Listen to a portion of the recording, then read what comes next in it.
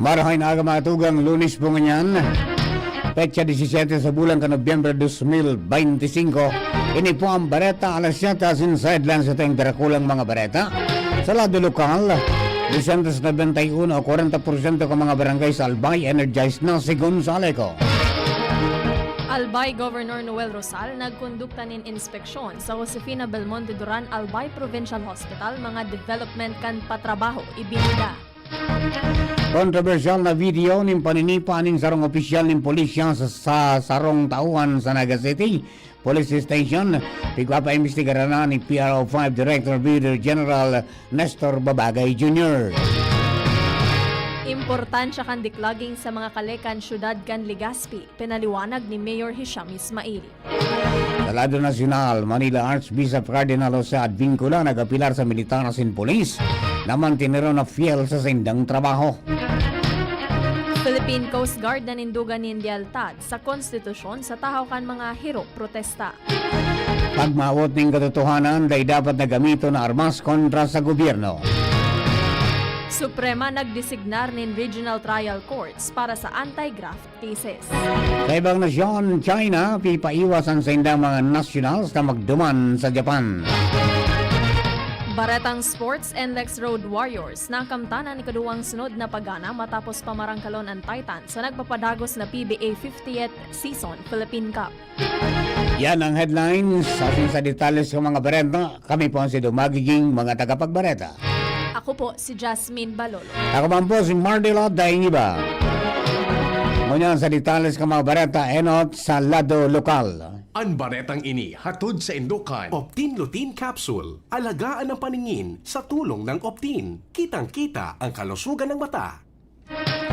Nasa 291 o 40.42% ka mga barangay sa Albay ang may kuryente na o energized na. Ini base sa pinakang ultimong power monitoring report kan Albay Electric Cooperative o Aleco. Magiramduban na nasa 720 barangay o 211,040 na mga konsumidor ang apektado matapos ang pagrapado kan Bagyong Uwan. Pinakang dakol na apektado sa Legazpi City na minabot sa 42,029 na mga konsumidores. Ang baretang ini hatod sa Indukan. Plemex. Pag may ubo o hika, Plemex agad. Basta lagundi, Plemex. Nagkaigwanin inspeksyon si Albay Governor Noel Rosal sa Josefina Belmonte Duran Albay Provincial Hospital o JBDAP sa Ligao City. Sa sayang Facebook post, sinabi ni Governor Rosal na nagkaigwanin finishing touches kan emergency room, operating room, delivery room, laboratory, x-ray room as in pharmacy. Sinabi kan gobernador na pinagbago niya ang ramp para sa emergency room sa nasabing sadit masyado as in bilang pagsunod sa standard na in case. Kaso may emergency patient, diretsyo na sa laog kan ER. Ang baretang ini hatod sa Indukan. Liver Aid Silimarine Capsule. Ang good drinks at good food, perfect combo. Isama pa ang Liver Aid. It's liver lover, boys! Katakod kang naglalakop na video umanungod sa Police Commission officers na aligadong pigsipan sa iyang mga subordinates sa Naga City Police Office. Sinugo na ng PNP Bicol Regional Director, Police Brigadier General Nestor Babagay Jr. si Naga City PNP, City Director Police Colonel Gilbert Fariñas na ipautuban sa iyang disciplinary authority asin mag-inisya ni magkakanig kong aksyon sa iyang jurisdiction. Sigong kay Babagay pinagigibo naman kanahin siya ang investigasyon tanganing maaraman ng katotohanan manungod sa insidente. Pero kini pinagtawan ng direktiba kan opisyal ang marikas asin hararom na validation kan video tanganing masiguro na beripikado ini. Mientras tanto, pinagtawan doon man ni Babagay na makusog nindang pagkakontinar ang pag-abuso kan posisyon o otoridad, ang professional behavior o ano pa man na forma ng misconduct sa mga ranggo kan personalized kini. Sinabi pa kaining ang gabos na polisya, ano man ang ranggo pinaglalao man na ipotob, ang pinakanghalangkaw na standard ng disiplina, integridad at respeto sa saindang mandato. Ang baretang ini hatod sa Indukan. Mega One. Ang Mega One ay may 21 sangkap para matulungan ka sa iba't ibang karamdaman tulad ng diabetes, high blood, stroke, arthritis, kidney failure, cancer, viruses, at iba pa. Tumawag kay Doc Joy Bitito sa 0917-8121 or 0917-853-8933. Nagkaigwan in declogging operation ang gobyerno lokal kan Legazpi sa mga kanal kan syudad. Sigon kay Legazpi Mayor Hisham Ismail, katayuhan kan declogging na malinigan ang pagbara asin mabawasan ang peligro kan pagbaha, lalo na sa panahon kan makusog na pag-uuran. Katakod kay ni nagpasalamat si Mayor Hisham sa City Engineering Office asin Task Force Kalinisan sa pagiging dedikado asin padagos na serbisyo. Piging ganyar naman ang publiko na manteneron ang kalinigan sa palibot asin maging responsable sa pagtapokan basura para makalikay sa pagbarakan mga kanal asin malikayan ang peligro kan pagbaha. Sa iba natong baretang lokal, naging matariyumpuan answering the cry of the poor angkop global walk kan mga scholars, youth organization asin members kan Couples for Christ East Cluster sa Santo Domingo Albay. Parte kan aktibidad ang worship, testimonials, asin warm-up Zumba sa Potenciano Gregorio Recreation Center, sinundanin na pagrelakaw, bantang nagkaigo ng banal na misa sa St. Dominic de Guzman Parish. Sa iyang welcome address, sinabi ni East Cluster Head Jerry Shapno na naangkop global minasimbag sa mga pangaipuhan ka mga tiyos na estudyante para sa sindang pinansyal, social asin spiritual transformation. Sinabi man ni Provincial Area Head Rodron Maranan na mandato kan organisasyon na matabangan ang mga estudyantes na makatapos sa pagklase sa ibong kampagtios. Mientras tanto, minasalamatan man ni Provincial Angkop Coordinator Errol Adornado ang kabos na sponsors and donors sa Angkop Global Walk na ginibo simultaneously sa siyudad kan Legazpi asin Ligao kan Albay. Pinag-anunsyar kan St. Rose of Lima Parish sa Bakakay Albay na dainin misa asin priests appointments poon ngunya na aldaw Nobyembre 17 sagud 21 dahilan kan aatendera na annual clergy retreat kan gabos na diocesan clergy kan Diocese of Legazpi. Sigon sa ipinaluwas na anunsyo kan simbahan, kapalit kan daily masses, gigibuhon ang liturgy of the word na pamamayuhan kan seminaryan. Ipinaghahagad man kan parokya sa publiko ang pagsabot asin pagsabay kan mga kapadean sa pangadji, katakod kan gigibuhon na spiritual renewal asin reflection. Mientras tanto, mapadagos ang regular na schedule kan simbahan sa Nobyembre 22. Mientras tanto, kumpiskasyon ng 54,000 pesos na kantidad ng illegal na droga asin pagkarumpang ng sarong resto bar na pinagigibong front bilang drug den ang naging resulta ng ginibong operasyon kan Masbate PNP asin Pidaya kan nagaging aldaw sa barangay Mahayangay, Kawayan, Masbate. Sigon kay Masbate PNP Provincial Director, Police Colonel Jefferson Araojo, namidbida ng high-value individuals na mga suspetsado na sina alias Remuel, 34 anyos, drug den maintainer, alias Sammy, 20 anyos, empleyado, Gilbert, 36 anyos, asin Jesmar, 44 anyos, na mga regular na parokyano kan illegal na aktibidad. Sa operasyon na kumpiskar ang 8 gramo ng pinagtutubudan na Cebu, kaiba na ang man ba ibang drug paraphernalia, tinawanin doon man ni Araojo na day matunong anipatura sa pagkortar ng illegal na droga sa lugar. Sinabi pa kayo daing lugar ang mga siring na aktibidad sa probinsya nin Masbate. Arestado ang 36 anyos na lalaking tricycle driver sa ginibong drug buy-bust operation kan mga operatiba kan UWAS PNP. Sa pangingenot ni Police Major Jonathan Apil, hepe kan pulisya asin sa pakikipag-koordinar sa PIDEA Regional Office 5. Sa ngunyan, nasa kustudya na kan UWAS Municipal Police Station ang suspect asin mahahampang sa kasong pagbalgar sa Republic Act 9165 o ang Comprehensive Dangerous Drugs Act of 2002. Sa press release, sinabi kan UWAS Municipal Police Station na ang trayumpukan sa indang operasyon. Resulta kan mas pinakusog na kampanya kontra sa illegal na droga asin sa tabang kan mga namamanwaan para mamantinir na ligtas asin matrangkilo ang komunidad. Mga tugang primerong parte yan, kasatuyang Bareta alas 7, Bareta sa lado lokal. Mga Bareta nato sa lado nasyonal, ibang nasun sports sa kamugdagang kampanahon, makalis lamang po kayo. At ngayon, ang pinakabago, ang pinaka-epektibong food supplement na mabusising ginawa sa Amerika at matapos ang 3 taon, aprobado na ng FDA. Mega One, ang evolusyonaryong produkto na nagtataglay ng 21 natural na mga komposisyon na nakatutulong upang palakasin ang immune system at ang ating kalusugan. Para sa karagdagang impormasyon, Maaaring pumunta kay Doc Joey Bitito sa Barangay 18, Cabangan West, Legazpi City, kaharap lang ng Bangko Sentral ng Pilipinas. O tumawag sa 0998-975-8121 or 0917-853-8933 para sa free consultation sa natural medicine. bisitahin din ang aming Facebook pages, Mega One-Superfood at NHC Bayanihan Official. Mega One, evolusyon para sa kalusugan. Pre, makinig ka muna. Payong kaibigan lang ha. Work hard, play hard. Yan ang motto ko dati. Pero nakakapagod din pala katagalan. Sa gitna ng lahat ng mga puyat, inom at pagkain ng masasarap, kasama na ang oily at fatty foods, kailangan pa ring bantayan ang kalusugan. Tamang kontrol ang kailangan. Katuwang ko, ang Liverade. May silimarin na maaring makatulong, protektahan ang atay. Cheers to more good times. Be a liver lover. Mahalagang paalala, ang Liverade ng sakit. Ang good drinks at good food, perfect combo. Isama pa ang Liverade para sa kalusugan ng atay. Mabibili sa mga leading drugstores nationwide. Piolo Pascual po. Sa ubo at hika, may Plemex Forte Syrup and bottles. Pero para sa ginhawang kailangan agad, may Plemex Forte Capsule and Blister Pack.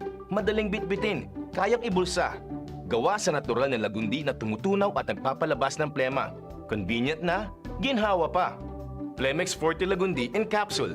Basta Lagundi, Plemex. Easy!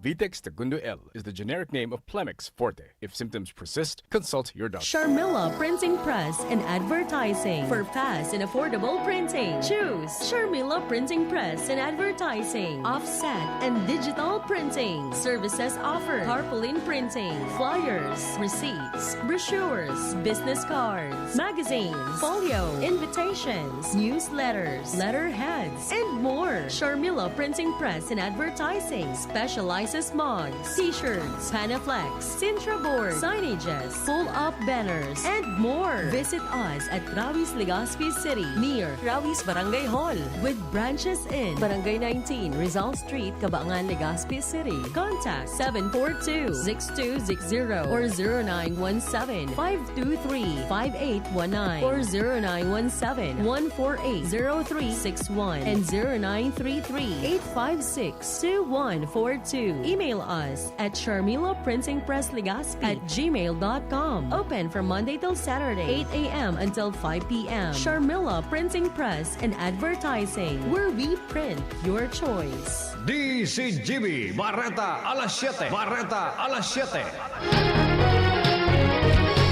Sa detalles mga bereta sa lahat ng nasyonal, nagapilar sa Manila Archbishop Cardinal sa Advincula sa militar asin polis na mantinidong fiel sa saindang sinumpaan na trabaho asin sa nasyon kasunod kan sa iyang pangayag na nasyon sa ngunyan na hampang sa ararom na moral asin espiritual na krisis dalan sa isyu ng korupsyon asin kawaran ng tiwala sa mga institusyon. Sigong kay Advincula, dapat na mantinido ang mamanuaan sa rule of law asin makusog na sa yumangan na nanuman na pangapudan para sa mga lakdang na luwas sa konstitusyon. Sinabi niyang ang diretso kan lambang na mamanuan dapat nakasentro sa nasyon asin sa demokratikong prinsipyo bako sa si isay man na personalidad o pan sa diring interes. Hinagad man kani sa publiko na maging matali, marikmat asin maingat sa pagresibi asin pagiras ng impormasyon. Sigong pa sa kardinal na ang virus ning kautikan asin disinformasyon na pigapod ka nagakapira na pandemic oblige pwedeng pumugol sa satuyang kakayanan na midbidon ang katotohanan asin karahayan. Sa huri nangapudan si Cardinal Advincula sa gabos na ugidon ang satuyang konsensya bago ng pamumuhay asin mamuhay susog sa kamabutan kan Diyos. Dagdag pa niya na ini pangapudan para sa personal asin institusyonal na pagbabagong loob. Nanindugan ang Philippine Coast Guard o PCG na mantinidong fiel sa trabaho kaining proteheran ang konstitusyon asin dai makisawsaw sa politika sa tao kan mga hiro protesta kontra korupsyon. Sigun sa pahayag kan PCG, pigmimidbid asin pigsusuportaran ninda ang diretsyo kan mga namamanuaan na nagpahayag o magpahayag kan sa indang nasa buot sa matuninong na paagi susug sa konstitusyon. Madisignar man ang PCG nin mga tauhan para masiguro ang seguridad asin kaligtasan kan publiko, pati na ang tulos na pagresponde sa mga nangangaipuhan sa mga hiro protesta. Mientras na naka-full alert status na ang Coast Guard poon pa kan Sabado para sa protestang piglansar sa Luneta Park asin Quirino Grandstand, poon kasuudma sagkod 18. Nanindugan ang Roundtable for Inclusive Developments kontra korupsyon asin tinawanin doon na day dapat gamiton ang pagmamawot ng katotohanan bilang armas para paluyahon o i-destabilisar ang gobyerno. Sa indang pahayag, inumo kang grupo ang Independent Commission for Infrastructure o ICI sa pag-aram sa mga responsable sa korupsyon asin pagtaon ng linaw kung sino dapat na manimbag sa ley. Hinagad maninda sa Kongreso na prekason ang pagpasar kan ley para sa sarong Independent People's Commission na makapagkondukta ng patas na investigasyon asin na nabisuan ang presidente na sertipikaran bilang urgent na sabing ley bilang patunay kan sa iyang commitment sa transparency asin accountability. Apera digdi ng apuda ng grupo kay dating Representative Saldico na magbalik sa nasyon asin formal na dokumento ang sa iyang mga pahayag tanganing mapunan ang tamang legal na proseso. Sinaluduhan man kang grupo si Armed Forces of the Philippines o AFP Chief of Staff General Romeo Browner sa iyang dedikasyon sa demokrasya asin minidbid ang mga militar sa pagmantinir asin pagdepensa sa konstitusyon asin mga institusyon kan nasyon. Pipahidali na kan Department of Agriculture o DA ang distribusyon in tabang asin farm inputs para sa mga parauma asin parasirang naapektaran in Marhay kan bagyong Tino asin Uwan. Ini kasunod kan naging direktiba ni Agriculture Secretary Francisco Chu Laurel Jr. sa mga field office kan ahensya kasabay kan kamauotan kan ahensya na atab na makabangon ang mga parauma. Siniguro kan opisyal na igwang pighanda ang ahensya na post-typhoon assistance para sa mga parauma asin parasira mantang nagpapadagos pa man giraray an assessment asin validation sa mga epekto kan kalamidad. Sigon kay Laurel, nagtagama ang Philippine Crop Insurance Corporation nin 251 milyon pesos para bayadan ang mga paraumang nakapagpasiguro sa saindang mga umahan.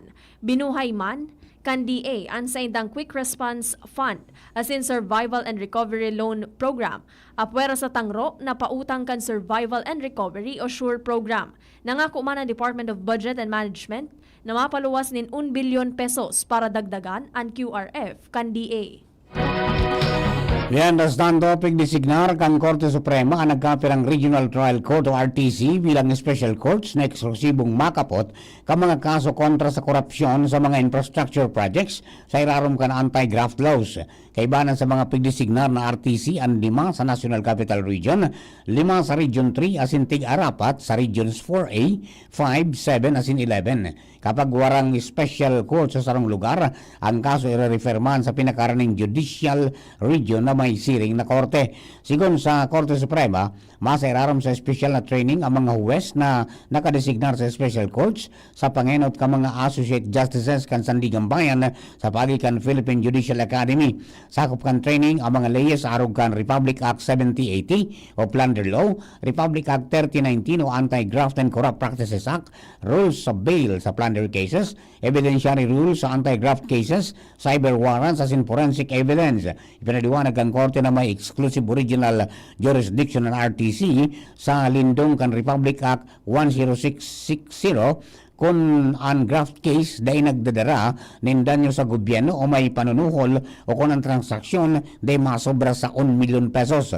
Mentas na mga kaso kontra sa pampublikong opisyal na masababa sa salary grade 27, iyong kakaputang kan RTC, Metropolitan Trial Court, Municipal Trial Court o Municipal Circuit Trial Court susugman sa batas pambansa bilang 129. Ang mga apelasyon hali sa desisyon kan special courts, dadangogon man kan Sandigan Bayan, sigumpa sa Supreme Court.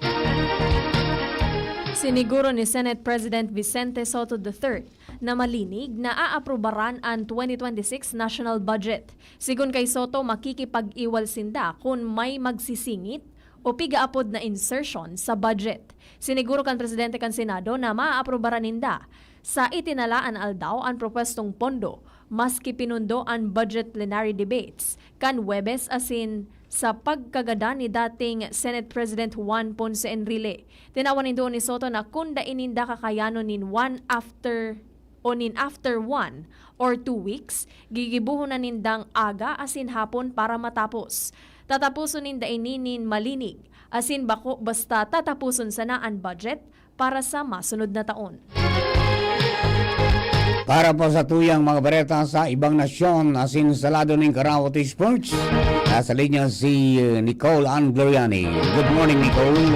Good morning, Sir Mar. Good morning sa mga paraantabay. Pipaiwas kan China ang sa indang mga nationals sa pagbiyahe pasiring sa Japan. Kasunod kan pahayag kan bagong Japanese Prime Minister may kinaaraman sa Taiwan. Sigun sa agency France Press na nag-opresir naman na nagkapirang pinakadarakulang airline sa China nin full refund para sa mga flight pasiring sa Japan. Kanobyembre 7 nagpahayag si Japan Prime Minister Sanae Takaichi na posibleng magkondukta nin aksyong militar ang Tokyo in kaso atake ang Taiwan na pigko-konsiderar kay China bilang parte kan sa inang teritoryo at sila sa maabot sang 200 kilometro sana hali sa pinakaharining isla kan Japan. Sinabi kan Beijing na ipinaapod ninda ang ambassador kan Japan, matang sinabi man kan Tokyo na ipinaapod ninda ang ambassador kan China matapos ang sarong inappropriate post. Tinawanin doon kan Japan na daing nagbago ang sa indang posisyon manungod sa Taiwan. Sa sarong post sa WeChat, sinabi kan embahada kan China sa Japan na may dakulang peligro sa kaligtasan asin buhay kan mga Chinese nationals sa Japan dahil sa mga pahayag kan liderato kan nasyon. Sa lado kan Karawato Sports, nakamtan kan NLEX Road Warriors sa ikadawang sunod na panggana matapos daugon ang Titan Ultra sa skor na 92-83 sa nagpapadagos na PBA 50th Season Philippine Cup. Nanganod sa panggana kan NLEX si Robert Bolick na nagrehistro nin 36 puntos sa kawat na ginibo sa University of Santo Tomas Quadricentennial Pavilion. Kiban sa mga naging yabe sa panggana kan NLEX ang 3-point shot ni Bolick sa natatadang 1 minute 21 seconds sa last quarter para pasaon ang 83 all. Dahil sa panggana nasa primerong pwesto na ang NLEX kaibahan ang rain or shine na igwang anom na gana asin duwang daog. Nagpasalamat man si NLEX coach Jong Oichiko dahil nakapag-adjust tulos ang sa iyang mga players sa paglaog kan third quarter. Iyan ang detalyes kan bareta sa lado kan ibang nasyon asin sports. Ako po si Nicole Ann Gloriani. Para po sa kamugtangang kang panahon, nasa linya si Ariel Zamudio, kang Pag-asa Des Regional Forecasting Center. Si Ariel, please come in. Intertropical convergence po ang nakaka-apekto sa Palawan as in Mindanao. Samantalang northeast monsoon ang nakaka-apekto man sa Northern Luzon as in easterlies ang nakaka-apekto man sa natatadang partikan sa tong nasyon. Di sa Kabikulan, dahil sa easterlies nilalauban ng bahagya hanggang sa mapanganoro na kalangitan na may mga pulo-pulong pagkuran o pagkikilat as in pagdaguldon. Maluya hanggang sa katamtaman Manadoros na halit sa sirangan hanggang sa northeng sirangan Amatian na may banayan hanggang sa katamtaman na pag-alon kan kadagatan. Dating buwat kan temperatura mo niya na maghapon, 25 hanggang 32 at taas kang Celsius. Ang saldang masirang alas 5:45 nin aga, masulno pa dyan alas 5:15 nin hapon. Alipuridi sa Diyos ni Pag-asa, Ariel Zamudio. Thank you very much, Sir Ariel. Mga tugang na po ang kabilugan sa tuyang Bareta alas 7. Mga Baretang tinipan kinalap sa DZGB News Base. Kapangarang ka nakatawang niya sa pagsurat ka mga Bareta, Jenny Matthew Beleran, si Ringman si Nicole Ann Gloriani. Lado technical, kasabay po niya dyan si Chief Ramir Tanay, DZGB Social Media Department, Jerome Nico Martinez sa tuya pong IT. Siyempre sa pangarang kan Mega Force Patrol, hello kay Benji Dapogi. Benjamin Hile nakaantabay, siringman si Sir King Rinaldo dyan sa Bangkiruhan, Kuya Bob Gandano sa Tobacco City, siringman si Sir Jeff Santos dyan po sa Queenstown, Australia. Hello kay Kuya Ramir Nakalyeha nakaantabay. Kasi sa kumus po naka-tune in sa 729 kHz sa pitang ka mga radyo sa AM band, siringman sa 106.9 WGB Tobacco City FM. Good morning kay Joseph Nares. Sa indo po ka boss, sa mga nakantabay sa DCGB News Online Facebook page, DCGB YouTube channel, as in po sa DCGB Live App, sa mga social media platforms kan DCGB, maraming salamat po sa pagtitiwala. Kami po ang sino mga naging tagapagbareta. Ako po, si Jasmine Balolo. Sa pangalan po ni Sir Ariel Samudyo, Kampagasa District Regional Forecasting Center, ako naman po si Mardila Daingiba. Thank you for keeping us company. God bless the Philippines. Abangan na po masunod ang hapot with BP Henry Masada. Yan ang DCGB. Barata alas 7. Abangan giraray sa aga. Ang hapon. Masunod na. Pagkalipas lang kainin. Sumuko ka na! Wala ka ng laban! Hanggang dito ka na lang, Coco Martin! Hindi yan eksena sa pelikula. Ganyan ako pag nagdududa sa kakayahan ko. Pero kahit alam kong natural umarap sa hamon, mas likas pa rin sa akin ang maging matatag. Kasama ko lagi ang Cobra Energy Drink. Kampante ako dahil tatak high quality. Ito lang ang energy drink na may Immune Plus na pinagsamang vitamin D at zinc. Meron pang B vitamins, taurine, ginseng at inositol. Tatag mo, tatak Cobra. Sumali at manalo sa Mega Milyonaryo Instant Raffle Promo. Hanapin ang promo code sa loob